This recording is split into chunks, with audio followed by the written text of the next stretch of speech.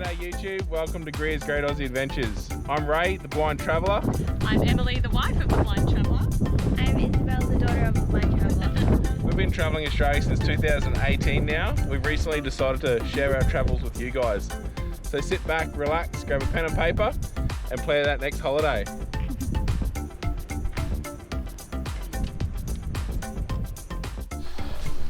G'day guys, welcome back to another video. So this one's just going to be probably me and the old boy. You mightn't see much because just a little bit of something different. I'm just going to, don't know if it's going to be a long video or a short video, but just going to run through all the install stuff on the DC system in his van. Basically what I'm putting in it, how I'm putting it in, how it's all going to work. So just thought I'd give you a bit of a look at that. But I've got everything's rocked up here. So we've got the 4 Enerdrive panels, 180s, already converted them all to Anderson plugs. We've got the Dometic 150 litre compressor fridge, so we've got to fit that into it. Really nice fridge, really well made. Compressor, everything's at the top there. So as for how that is, won't know obviously until he's been running it for a while. But as far as fridges go, they are on the top end of the price. Don't know about quality, but that's the biggest compressor fridge you could fit in there.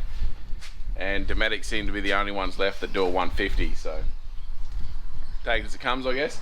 But it looks like we might have to pull the door out of the van to fit it in there, which sort of sucks. But yeah, down here we've got the, actually I might wait till later till I unbox everything, but this one's the battery, so it's the Enerdrive 200 amp hour, and that one is the battery monitor, the DC-DC and the AC-DC charger. I went into town yesterday and got all the wiring, breakers, eyelets. Actually I think I've got to get more solder, I forgot all about that. Just to get started today. We did have the welder out on the weekend, so in our video you'll see the stuff we've got him to do, but we just welded up the H-frame, or the roof frame, I'm going to call it H-frame, but the roof frame for his van, so that's exactly the same as the frame I made for the roof of ours. The only difference is these 2 bars here, you'll see they're offset. On ours they're in the center. We had to do them offset because he's got an aerial just here. We've put the 400 by 400 in the middle, just if he ever does go to a roof mounted air conditioner.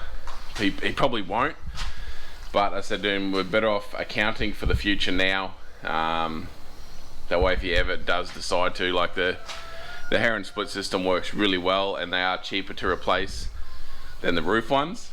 But you know, if it stuffs up in 5 years and they don't make the Herons anymore, well, gonna have to go to a roof one. And if you put the panels all in different spots or make the frame to suit without it, then you got a nightmare down the track. So that'll be ready to go.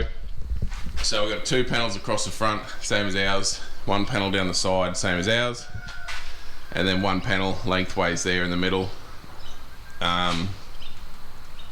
With ours we had one, we've got 1 each side of the aircon, but he can't do that because of his TV aerial. If you've got a Jayco Discovery, you can fit 2 panels across here, but like that's 5 panels, that's just uncalled for anyway, unless you've got some massive power demand. So yeah, just waiting for him to rock up and we'll get started. I'll show you how we're doing it all, and you know, give you a look a little bit here and there along the way. But I just thought the main thing I wanted to show was the frame, because we have had a few people ask how our solar panels and aircon and everything is all up on the roof, and that's how I done it. That there's screwed to the aluminium border frame around the van and then glued along every single bar. The whole thing's glued. And then on ours I went a little bit too overboard and I made fiberglass saddles over it as well, which is not needed, which we're not going to do on this one. But when he rocks up, I'll give you a look at the van, I'll give you a look at where it's all going, and we'll take it from there. Alright guys, so just going to do a bit of an update. I forgot to do pretty much any filming while we were doing it. We had some really lousy weather, so we're sort of doing it in dribs and drabs. So it's 3 days later since we started it. The day we started doing it, it ended up bucketing down rain, so we couldn't do anything on the roof. We got what we could have done inside, but then, you know, Murphy's Law, we ran out of some wire and that sort of stuff, so I went to town yesterday, got all the bits of wire and all the stuff we were missing, and then got done what we could yesterday. It was still pretty rainy, but as you can see, weather's beautiful today, and as you can see, we've got nothing left here to go in the van. So I'll give you a quick look at the roof, and then I'll go inside and show you what we've done in there. But I've had Em going sick on soldering. Old boy's been puttering around, fitting the fridge and all that sort of stuff. I just lost the trestle for me to stand on. So the fridge worked sweet. We did have to pull the door out. Comes out really easy, it's just masticed in. Going in is a bit of a pain in the ass because there's a rubber lip. I'll show you that. Something to remember if you've ever do it yourself. But I'll give you a look at the roof. So we've got the 4 180s up here. He's got the room in the middle for the roof aircon if he ever wants it. He keeps the TV antenna, and he's talking about putting another roof hatch in that side above the kitchen, just to let a bit more hot air out, a bit of natural light in. But as we're plugging them in, we're plugging in one panel at a time. Obviously make sure they're all charging. We got to 3 panels in the sun. It was pretty much how it is now, and we're putting in 35 amps with the 3. So 4 is usually about 42, I think we max out at. But let's go back down. But yeah, actually, so H-frame is screwed into this aluminium border. All of them screwed into that. And then we got the adhesive under every single bar holding it all down. And these are all screwed to the frame and screwed to the panel, obviously. And then all the Anderson plugs are under all the panels, so there's bugger all wiring and no Anderson plugs in the weather, in the rain and in the sun, so all that's protected. But I'll just go down, we'll pop up the roof and I'll give you a look inside. One thing before I do go inside, if you do have one of these Discoveries and you do want to go to compressor fridge, which obviously you want to anyway because everyone does, but I strongly recommend the Dometic 150, was it? 150. Yeah, Dometic 153 compressor. Basically with a slight little bit of modifications, which I'll show you when we get inside, it fits like it's made for it. They run the compressor, everything at the top of the fridge, not at the bottom, which means flukily this top old gas vent, all the compressor, condenser, the fan, everything is right behind that perfectly, so you can access the 12-volt wiring plug. If your fan shits itself, you can change the fan, everything through that vent. So it sort of works out really well. They give you a massive drain hose, so the defrost drain hose goes out the bottom and everything exactly where the old one did. 240 lead was long enough, it all reached exactly where the gas fridge lead reached. But yeah, so I'll just pop the roof, go inside and have a look. So we just popped the roof up. One thing to remember too, if we add solar panels into your pop top, obviously the roof's going to get heavier. This has got 400 struts on it now, so we're probably going to up that to maybe 450s, 500s. We'll see where we go, just to get it back to how it was. Sit me hat somewhere. Sorry, we've still got stuff everywhere at present. I haven't cleaned up, just got a bit impatient. So fridge is in. I didn't show the old fridge, but the old fridge was sort of probably down about here. So you take the filler piece out of the top, and we've just notched the top board around the fridge, because obviously this one it's about 100mm higher, but it's a bit narrower, so we just got that filler piece in there. But fridge looks good in there, matches microwave, matches stove, works really well. It seems to be very efficient. Amp draw on performance mode from start, so severe cooling was 4.8 amps while running. So we put the fridge in, we've wired in the 2 Siroccos, we've wired in a USB outlet. So before, the van had no 12-volt charging, had no fans or anything, so we put all that in. But under here is the good stuff. So we've got the Enerdrive 200 BTEC there, the 40 amp charger, the 40 amp DC, and it's just got a PowerTech 500 watt inverter that you already had, so we've just whacked that in. Everything's on manual reset breakers that draws, you know, big power. Everything's through buzz bars, little fuse box here for his, you know, Siroccos, USBs, any little things, diesel heater that he wants to add, just a couple things keep separate from the system.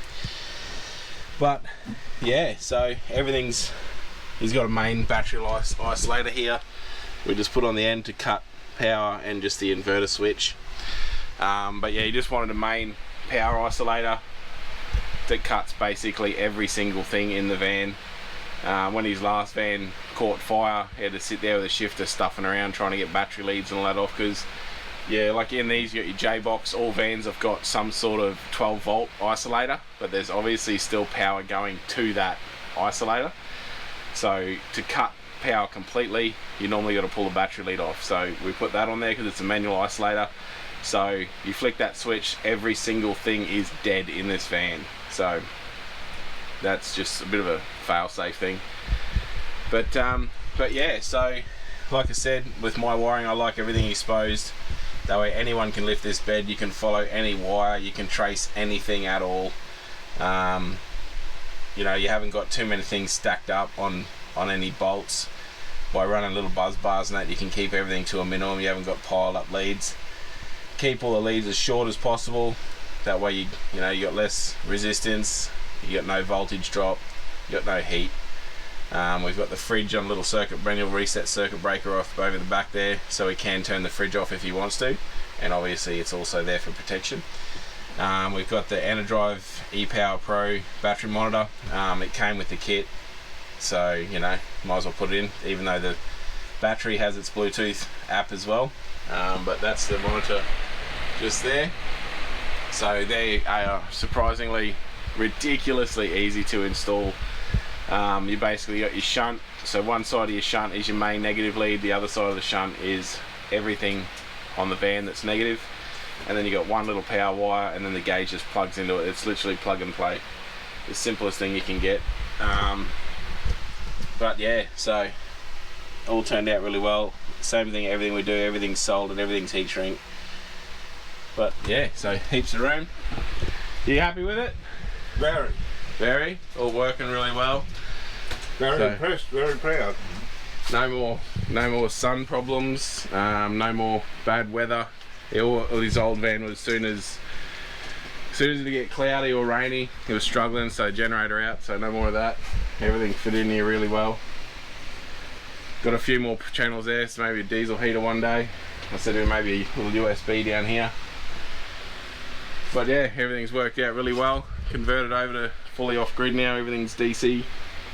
Nothing's gas anymore except for the stove, which never ever go away from the gas stove. Like I've said before, those convection induction cooktops are good, but in reality and practicality, when you look into it, they're just not efficient for long cooking. Good for your searing stuff and frying off really quick, but nothing beats gas. But yeah, so just another install other than ours, just to give people ideas, that just to show you that it's not a $20,000 voyage to go lithium. Like that pack there comes with the battery monitor, the battery, the 2 chargers, which was $4,600.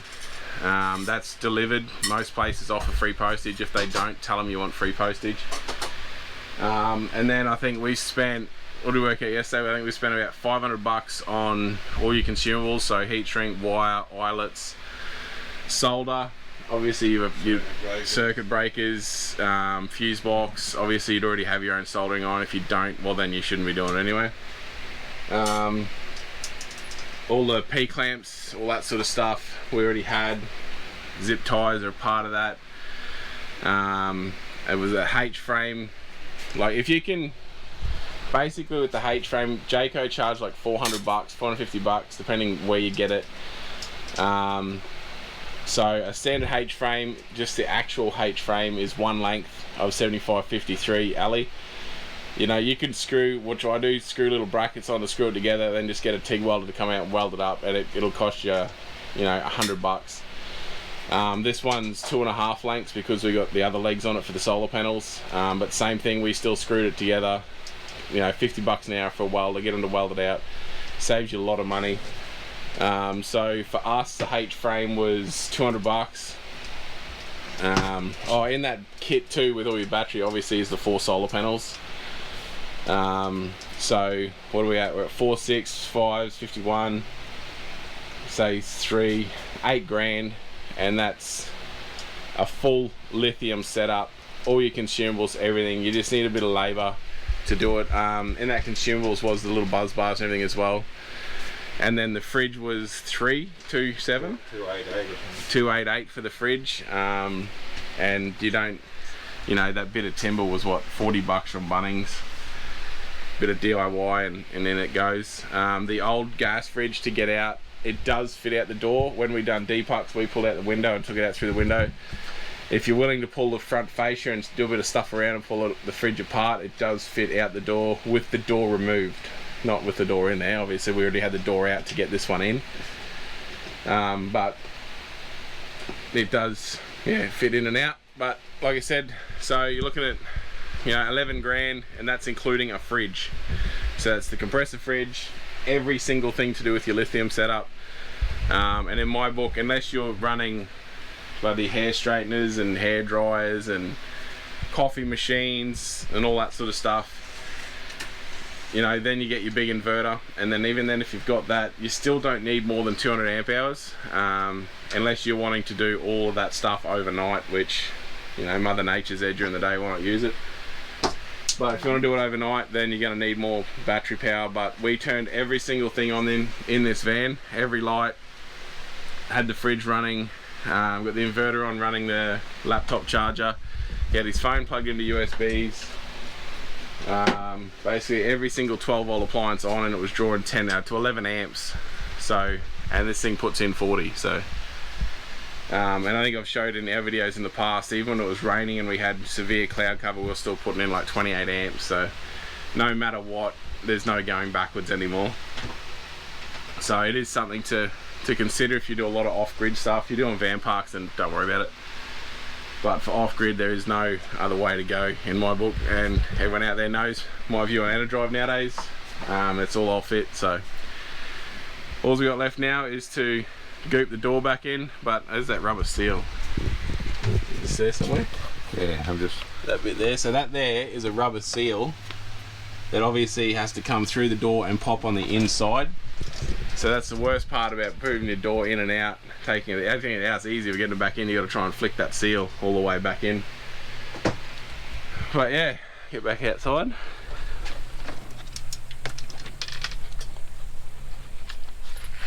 And obviously, after doing the fridge conversion, you do have to get the gas recertified because you've removed the gas appliance from the van. So that's the next step for him.